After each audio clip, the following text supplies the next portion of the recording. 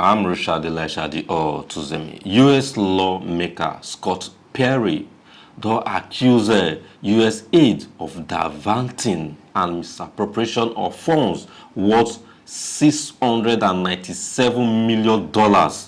According to Scott Perry, he said this money na money when we say that they set aside when they donate to countries when we say that they face crisis of militancy, like Boko Haram, when they attack some villages, and medical aid to countries when we see that they fight crisis.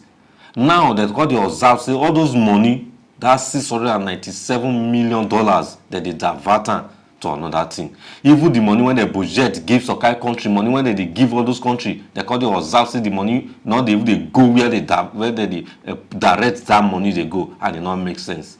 Now you know they accuse us rather for them to use the money to empower people when we say they face all those crises that they use and they support militancy, that is Boko Haram, for them to continue to the fight, because it get people when they benefit from all those war and crisis and selling of firearms, that is guns, for crisis to continue. It not make sense. And now you don't point and say Nigeria even there among.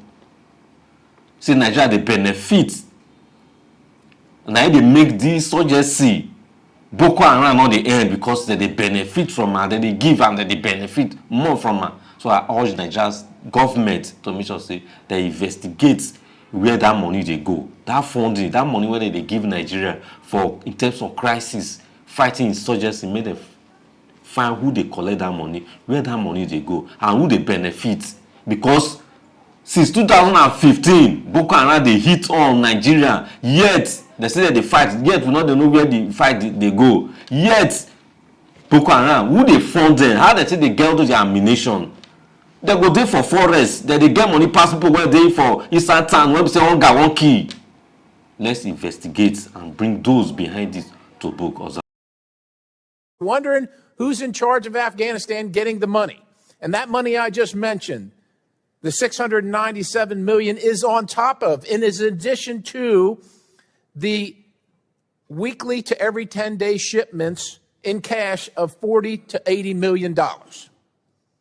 Afghanistan is ruled by folks named Sarajuddin Haqqani. The Haqqani network mean anything to anybody in the room? How about Abdullah bin Laden, who gets some of that money? Does that name ring a bell to anybody in the room? Because your money, $697 million annually, plus the shipments of cash, funds madrasas, ISIS, Al-Qaeda, Boko Haram, ISIS Khorasan, terrorist training camps. That's what it's funding. If you think that the program under Operation Enduring Sentinel, entitled Women's Scholarship Endowment, which receives $60 million annually, or the Young Women Lead, which gets about $5 million annually, is going to women who, by the way, if you read the Inspector General's report, is telling you that the Taliban does not allow women to speak in public. Yet somehow you're believing, and American people are supposed to believe, that this money is going for the betterment of the women in Afghanistan. It is not. You are funding terrorism, and it's coming through USAID. And it's not just Afghanistan, because Pakistan's right next door. USAID spent $840 million in the last 20 years on Pakistan's education-related program. It includes $136 million to build 120 schools, of which there is zero evidence that any of them were built.